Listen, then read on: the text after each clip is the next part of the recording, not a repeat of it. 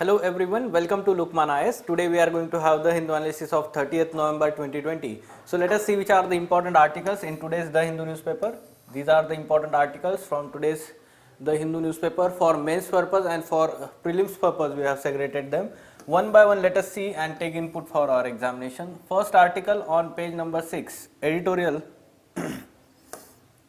Yes, the context of the article, recently the farmers protest that has been there in Delhi and surrounding region because of farmers from Punjab trying to enter into Delhi against the, let's say, the farm laws that has been passed by the present central government, and they have certain concerns, let's say, regarding the farming activities, and at the same time whether there will be MSP continued in future or not. And therefore the farmers are concerned about their security of income, and the article is discussing that it is the central government's responsibility to reach out those farmers and effectively communicate and address their concerns. Okay, so this is what the article is discussing upon. Let us try to take input.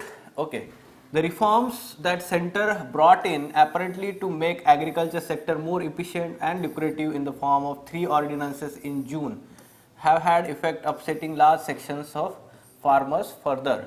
Parliament passed them into acts in September. Okay, this is the background. So center has aggravated its original mistake of rushing through these laws without wide consultation and political consensus by taking conceding attitude towards critics. Okay, so this is, we can say, one of the important aspect. If the government would have, let's say, taken into consideration the views of farmers through their let's say farmer unions and those organizations, their representatives, this would not have happened. The trouble is that most farmers are not convinced by the assurances and fear that their precarity will increase as a result of changes. At the heart of the fears is the potential end of MSP and guaranteed government procurement of the produce. So earlier also we discussed about this when these laws were brought, and the criticism, or let's say discussion, was there in the Hindu analysis earlier also. So again I will give you brief idea about MSP, minimum support price, that is announced by the government before sowing season. ठीक है, दोनों season के लिए, खरीफ and rabi crops के लिए. However, the compulsory procurement by the government happens in terms of 2 crops, especially wheat and paddy cultivation or rice. Okay, so for that purpose you need to know that almost 80 to 90% of the procurement of these 2 food grains happens in Punjab and Haryana region, especially Punjab region, and therefore they are more assured because of this MSP. Now, because of these laws wherein we can say that the private participation is being increased more, and the government's role is going to decrease in future in agriculture sector, and for that purpose the farmers are let's say precarious about their, let's say, or concerned about their situation in future, and therefore they are demanding that MSP should be legalized. Okay, that should be the assurance they are let's say demanding here. Okay, so this is the background we are talking about here. The new legal architecture allows farmers more choices in selling their produce in theory and creates national market for their produce. So basically it sought to increase the choices, widen their choices, because at present we know that they are restricted to sell those whatever the produce in the mandis that are set up by APMC acts of the states, respective states. So somehow what happens is there are middlemen in that APMCs, and that politicization of APMCs, all these are resulting into, let's say, reduced remuneration to the farmers for their produce, and they do not have other choices also. So a distress sell is happening more and more in let's say states in those mandis, and therefore the central government has come up with this idea to set up a national market. Earlier also e-NAM has been established by the government, and now the private sector entry in the establishment of mandis has been allowed through these laws. Okay, the end of monopoly market could theoretically lead to more efficiency, and procurement at MSP has been the backbone of India's food security edifice. So yes, farmer fear that they will have little leeway in contracts with the private buyer. So one of the act was regarding contract farming,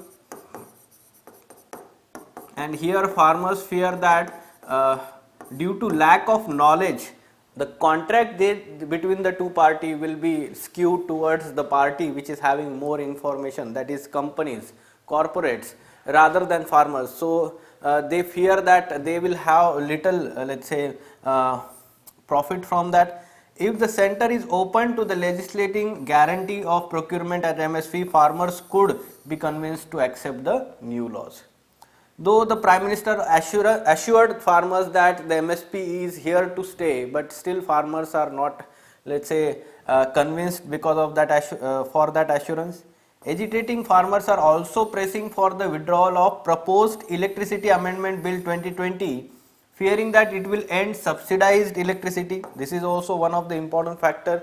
At present, we understand that much of the electricity in the rural areas goes to the irrigation purpose. ठीक है, जो pump sets होते हैं तो वहाँ पे सबसे ज़्यादा इलेक्ट्रिसिटी कंज्यूम होता है रूरल एरिया में, and that is subsidise somehow by the various states, and that subsidy may be removed because of this new reforms being brought under Electricity Amendment Bill. Okay, so in conclusion we can say that it is the onus is on the government to win their confidence. It must not precipitate a crisis by high-handedness. Basically it should be, let's say the government should unconditionally reach out to the farmers and empathetically listen to them. This is the way forward here. We can understand that, and therefore the question: discuss the concerns raised by the farmers towards recent reforms undertaken by the central government. How central government can address those concerns effectively. So try to attempt this question and take input from this article for this. Okay. Next. Yes, clear the fog, draw up a clear vaccination policy. Now you may have understood that these two writers are writing very good articles regarding COVID-19 and vaccine development, vaccination policies. So the Hindu में जो editorial page होता है वहाँ पे 1 week में एक बार ज़रूर इनका article आता है, and that is related to COVID-19, drug development, tests, a new kind of test being developed, or any vaccine nationalism kind of issue that was going on, and this vaccination policy. So try to keep following up these articles written by those writers here. So they are very good articles related to COVID-19. Okay, so we have been following up in last 2-3 months their articles. Need of clear vaccination policy. So in this article, what the article let's say is talking about, the context here, that even now we do not have clear vaccination policy, still the government is working on it, we can understand that. However, what are the issues that are involved in having such effective vaccination policy, and what should be the way forward? This is what the article discussing, but in first part, the basics of what vaccine is having significant. At the same time, what do you understand by disease control, elimination and eradication? तो ये तीनों term में difference उन्होंने उस article में दिया हुआ है. What is disease control, elimination and eradication. So yes, this is important for your prelims as well as mains examination, and then some issues, and we will discuss way forward here. Okay. So importance of vaccine or significance of vaccine. So from this we can understand that vaccine induce immunity only in vaccinated individuals. So vaccination is preventive medicine, right? At the same time, when the vaccine is rolled out at national or global program, increasing proportions of people are vaccinated, herd immunity level increases and disease frequency decreases in vaccinated population. So this is the significance of, we can say, understand vaccine here. And from that herd immunity plus herd effect reduce the overall disease burden in the community, and in other words, the disease is controlled. So because of this herd immunity, we can say that the disease is controlled. However, the extreme form of control is elimination of transmission of microbe in a whole country. So at national level, if we are talking about completely eliminating that transmission of the microbe, that will be called as elimination. Okay, this typical word is used, elimination. And if we are talking about eradication, eradication is global elimination of infection diseases. So there is no single case at the global level, then we call it as a eradication. Okay, so in summary we can understand the hierarchy of human mastery over infection microbes using vaccines ranges from individual protection, community control to elimination and eradication. You can understand the sequence here: individual protection, community control and elimination and eradication. So far, for example, smallpox, cattle plague have been eradicated using their respective vaccines throughout the world. Severe acute respiratory syndrome SARS has been eradicated in 2003 without a vaccine using a non-pharmacological intervention NPI. जो हम बोलते हैं universal mask, hand hygiene, avoiding crowds, ये जो होते हैं these are non pharmacological interventions NPI and systemic case detection, contact tracing and quarantine. So this was done in SARS virus. However, the success was possible because virus transmission occurred only after individual developed fever. So this was unique to that SARS virus. Okay. However, this cannot be successfully used for COVID-19. Though we are, let's say, focusing on universal masking and all, but what happens is, why we are not able to control the transmission of COVID-19 is the spread of that virus can also happen before the person develops the fever. At the same time, many COVID-19 infections or those patients who are let's say infected with COVID-19 or coronavirus, novel coronavirus, they are asymptomatic. So we do not understand, or they do not have any kind of, let's say, fever or other symptoms, and still they are spreading that virus when being in the crowd or public place. So ये सारी चीज़ें यहाँ पे हम बोल सकते हैं कि COVID-19 को novel coronavirus transmission occurs from infected person before onset of fever and from infected but totally asymptomatic individual. Sorry. So we cannot stop transmission here in case of coronavirus. Along with that, further we will have input here vaccine candidates in India. So already we have discussed about it कि अभी कौन से हैं, like Pfizer is there, Moderna, then Sputnik 5 is there, और ये जो Covishield जिसको बोलते हैं AstraZeneca और Oxford का जो है. Along with that, we have this indigenously developed candidate Covaxin by Bharat Biotech, right? So they are in phase 2 and phase 3 trials of human trials at present. So policy formulation and implementation in India about vaccine delivery. So some legal aspects you need to know about how vaccine policy is designed in India and implemented. So basically the central government is responsible for design or formulation of the policy, and state government is responsible for implementation of that policy. State government cannot have let's say its own separate, it has to follow the central government guidelines and regulations, directions on vaccine policy implementation. At the same time, it can have additional, let's say, policy measures in addition to central government. Okay. So like for example, in India's National Universal Immunization Program, policy is defined vaccines procured supplied by central government and vaccination is implemented by state government. Okay, so this basic information you need to know about. On November 3, Union Health Secretary said in the press conference that Union Health Ministry has asked state governments to refrain from making isolated plans for vaccine distribution. Union government has set up expert committee on vaccine administration, and states were asked to set up committees under chief secretaries for each state to ensure time bound implementation of the union government's directions. So this is what we are talking about, that they have asked state governments to not formulate separate vaccine distribution policies or any program plan, rather they are asked to implement whatever the central government is planning for vaccine distribution. Okay. So what are the issues in such vaccine policy formulation? First, An important policy issue is whether vaccination should be confined to only uninfected individuals or should it be for all people. Okay, what will be the policy for vaccinating children and teachers? Many senior citizens are protected from exposure to infection by cocooning within their homes. How will they be reached at home? Will the vaccination, where will be the vaccination conducted? Will the vaccination be with or without user fee? In case of adverse reaction, how and where will be the where will that be diagnosed and treated? तो ये सारे issues है और उसके लिए way forward उन्होंने बताया है. Though some of the points are being repeated in their articles, हमने पहले भी ये discuss किया हुआ है, but some new inputs should be taken.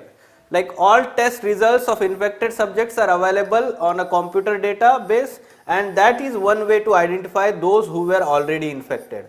For others, we can understand that COVID-19 antibody or T cell immunity can be tested for reserving vaccination for non-immune persons. The vaccination stations should be staffed with trained personnel supervised by medical doctors. ठीक है, तो ये जो हम camps जो बनाने वाले हैं, vaccine camps, so those should be tasked or let's say staffed with trained personnel and medical doctors. Site must have waiting area and post vaccination staying area to manage any untoward reaction during first hour. Along with that, data management has to be meticulously planned and executed. So those who are being, let's say, given this vaccine shot, their data should be appropriately stored and managed, and there should not be repetition of any data, exclusion, inclusion errors. All these things are very much important in vaccine distribution. Okay, so try to take input from this article, a very important article for, let's say, kind of issues involved in vaccine policy formulation. Along with that, how vaccine policy is designed in India, how it is implemented, ये basic knowledge है, आपको पूरा knowledge इस article से मिल जाएगा. So very important article. Then China nod for downstream dam on Brahmaputra. Okay. So we can understand China कहीं ना कहीं से हमें तंग करते रहता है. So somehow here also what happens is earlier also there were 4 dams to be built by China in the upper reaches of this Yarlung Jangpo river, which is called let's say, which is the Brahmaputra river being called in Tibet Yarlung Jangpo. Okay, so this river they are earlier also they tried to let's say build these 4 hydropower projects in the upper reaches. However, now the China has accepted the proposal of one of the company of China to build hydroelectric power station in the lower reaches. Okay, so this is the cause of concern for India. Like let's say Chinese media reported the authorities have given go ahead for China's hydropower company to construct first downstream dam to the lower reaches of Brahmaputra river or Yarlung Jangpo.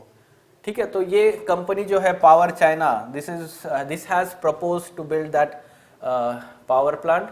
Earlier 4 such in 2015 in the upper reaches plants to be built by China. However, this did not have that much impact because the kind of, let's say, water accumulated in the river, or we can say catchment area, largely almost 35% of the catchment area of this Brahmaputra river lies in India and 65% in China. So lower reaches में जो हो यहाँ पे जो बोल रहे हैं यहाँ पे, ठीक है, downstream dam, first downstream dam.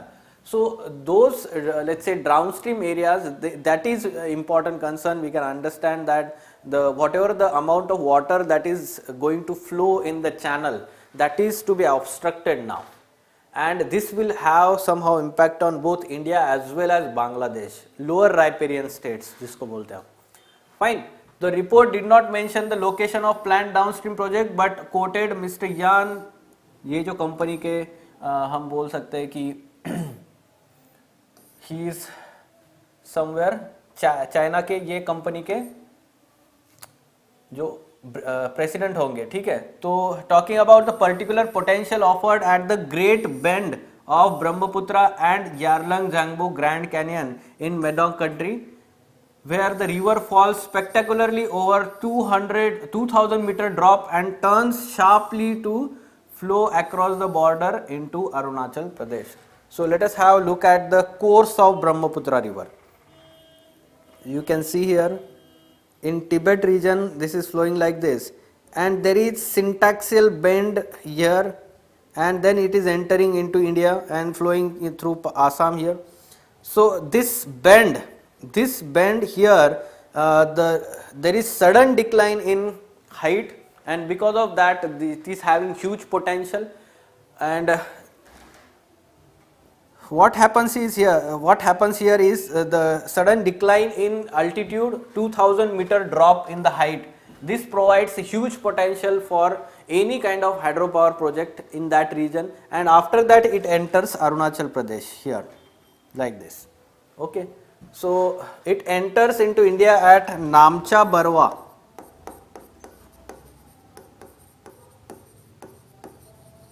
Namcha Barwa, famous place where it enters into India in Arunachal Pradesh. India has expressed concern to China over 4 dams on the upper and middle reaches.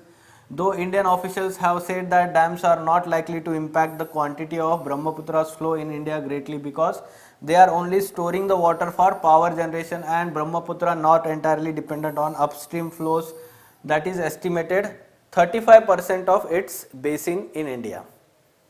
ठीक है, तो ये जो 35% जो है इसका basin India में है और उसका जो अपस्ट्रीम फ्लो पे इतना इम्पैक्ट नहीं है. The dam at the great bend, if approved, would raise fresh concerns and considering its location downstream and just across the border from Arunachal Pradesh. So these concerns are going to, let's say, affect India-China relations. So there should be more and more somehow let's say diplomatic talks about these concerns, and even Bangladesh is going to have impact on because of that. India rejects OIC reference to Kashmir. So what is important for us is Organization of Islamic Cooperation. उसका meeting हुआ था अभी niger में, Republic of niger में. तो वहाँ पे उन्होंने कश्मीर के ऊपर कुछ कमेंट किया हुआ है, उनके let's say references किए हैं in resolutions adopted in that meeting. So it is the second largest intergovernmental organization after United Nations, with the membership of 57 countries or 57 members. It was established in 1969. You try to remember this. ये 57 states में से सारे के सारे Muslim majority countries नहीं है. Okay, not absolutely, but around 50 the Muslim majority countries are there. Headquarters Jeddah, Saudi Arabia. It is they themselves call as a collective voice of the Muslim world. India is not a member of OIC despite being having significant population, Muslim religion population. Indian Foreign Minister was invited as guest of honor at 46th session of Council of Foreign Minister in 2019, the 50th anniversary of OIC. Okay. So some important information that can be asked in prelims like this: which of the following statement is incorrect about OIC? So it was established in 1969, correct statement. It has total 57 member, correct statement. Headquarter located in Abu Dhabi. So it is incorrect. Jeddah, Saudi Arabia. This is the correct statement. Okay, so this is incorrect. India is not the member of OIC. This is correct statement, right? So the answer is C. Okay, so these were important articles from today's The Hindu newspaper. For further information on editorial discussion classes or ED classes, wherein in-depth analysis of mains related articles is done by Ansari sir and team, you can contact Lukman IS. Thank you.